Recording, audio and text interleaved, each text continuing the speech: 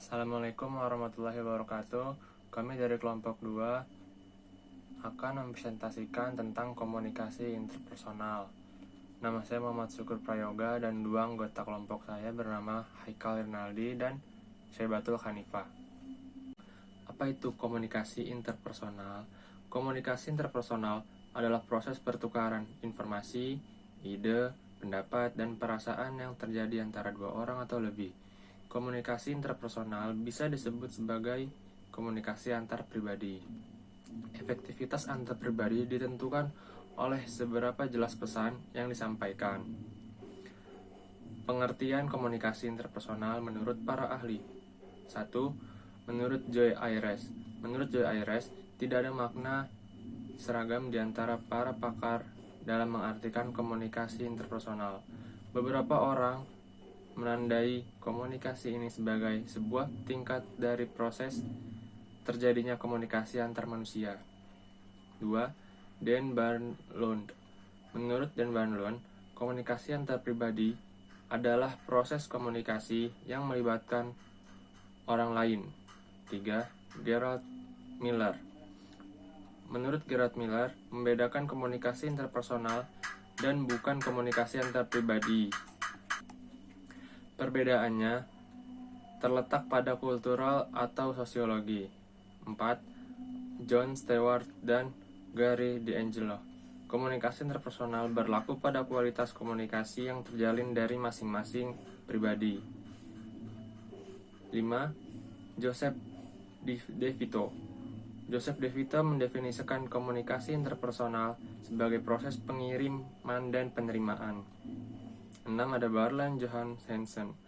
Barlan Johansen menjabarkan komunikasi antar pribadi ketika orang-orang bertatap mata secara langsung. 7. Ada Effendi. Menurut Effendi, komunikasi interpersonal adalah komunikasi yang terjadi pada dua orang melakukan percakapan. Selanjutnya ada tujuan komunikasi interpersonal, itu ada dua. Yang pertama, menurut DeVito tahun 1997, tujuan komunikasi antar pribadi untuk berpikir, melakukan penalaran, menganalisis, dan merenung. Yang B, mengutip dari jurnal komunikasi antar pribadi pustakawan dengan pemustaka dalam memberi layanan jasa di perpustakaan yang dibuat dari Ono. Tujuan komunikasi interpersonal yaitu yang pertama, mempengaruhi sikap dan perilaku orang lain. Yang kedua, ada membantu orang lain, menolong orang lain. Yang ketiga, bertukar pikiran, memecah masalah, menyampaikan informasi, membina hubungan, saling mempengaruhi dan bermain, mengenal diri sendiri dan orang lain, berbagi pengalaman, menumbuhkan motivasi, dan melakukan kerjasama. Lalu selanjutnya ada jenis komunikasi interpersonal. Itu ada dua. Yang pertama, komunikasi verbal adalah komunikasi yang diucapkan. Saat kita berkomunikasi, apa yang kita katakan. Tidak hanya itu, tapi bagaimana kita mengatakannya, apakah kita menggunakan gaya bahasa gaul atau bahasa yang formal dan baku. Kata atau ide apa yang kita katakan, kita bicara dalam bahasa apa, semua ini adalah bagian dari komunikasi verbal. Yang kedua ada komunikasi nonverbal, adalah komunikasi yang tidak diucapkan. Apakah kita berdiri tegak dan bersandar, apakah kita melihat mata orang lain, di mana kita meletakkan tangan kita, apa bahasa tubuh kita, menyiratkan suatu hal pada orang lain. Peneliti setuju bahwa setidaknya setengah dari apa yang kita komunikasikan adalah nonverbal. Jadi ini cukup penting. Lalu ada unsur-unsur dalam komunikasi interpersonal. Itu ada 11. Yang pertama adalah komunikator atau pengirim dan penerima. Yang kedua ada pesan. Yang ketiga ada bahasa tubuh. Keempat ada ton suara. Kelima ada feedback. Keenam ada hambatan dan gangguan. Yang ketujuh ada keterampilan mendengarkan. Yang ke-8 ada empati. Yang ke-9 ada kesadaran diri. Yang ke-10 ada resolusi konflik. Dan yang terakhir ke-11 penggunaan media sosial dan teknologi. Proses komunikasi interpersonal. dibagi menjadi 10 proses.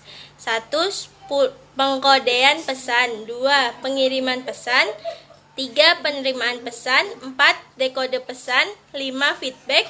6. Konteks. 7. Hambatan komunikasi.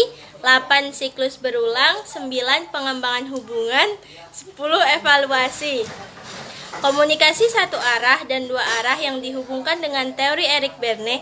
Komunikasi satu arah dan dua arah dapat dihubungkan dengan teori Eric Berne yang terkenal dengan teori analisis transaksional. Analisis transaksional adalah sebuah teori yang digunakan untuk memahami interaksi sosial dan komunikasi antara individu. Dalam teori analisis transaksional, tujuan yang diinginkan adalah untuk mengembangkan kemampuan berkomunikasi dalam mode tindakan dewasa agar komunikasi antar individu. Dalam teori analisis transaksional, tujuan yang diinginkan adalah untuk mengembangkan kemampuan berkomunikasi dalam mode tindakan dewasa agar berkomunikasi antar individu menjadi lebih efektif, kooperatif, dan responsif terhadap kebutuhan dan harapan masing-masing pihak. Dengan pemahaman ini, individu dapat menghindari jatuh ke dalam pola komunikasi satu arah yang tidak produktif dan lebih mempromosikan hubungan yang sehat dan harmonis. Sekian dari kelompok kami. Wassalamualaikum warahmatullahi wabarakatuh.